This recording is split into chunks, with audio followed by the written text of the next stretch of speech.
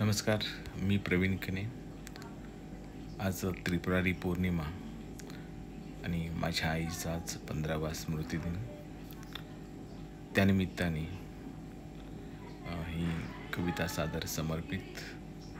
अनाथ झाल्याची आठवण. अनाथ झाल्याची आठवण. मी प्रवीण कने ही कविता आजच लिहिली आणि आपल्यासमोर सादर करतोय. आई गेली चांदण्यात विरून, घरात उरला केवळ सुगंध आठवणींचा. आई गेली चांदण्यात विरून, घरात उरला केवळ सुगंध आठवणींचा. आणि डोळ्यात जाग झालं माझं अनाथपण, माझं अनाथपण. त्या दिवसानंतर भेटेल त्या प्रत्येक माऊलीत, शोधला मी तुझा हात. कोणीतरी केसावरून फिरवेल आणि विचारेल, बाळ जेवलास काय?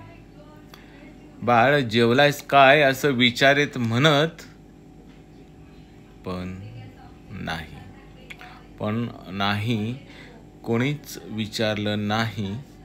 आणि मी रस्त्यावर शिकलो, आई शिवायही उभं राहायचं असतं. आपलं सावलीपण आपणच घडवायचं असतं. आज तीच पौर्णिमा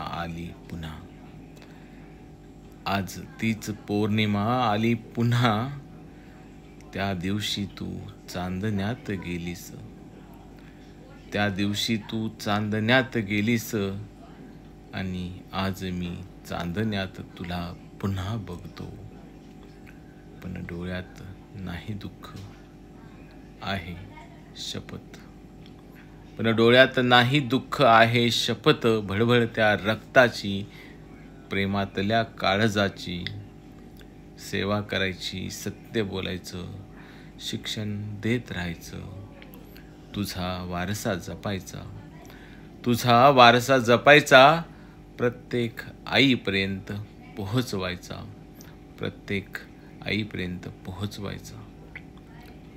आई तू गेलीस तेव्हा मी अनाथ होतो. पण आता तुझ्याच शिकवणीचा वारसा झालो ग. दीन दुबळ्यांचा मी अनाथांचा नाथ झालो ग.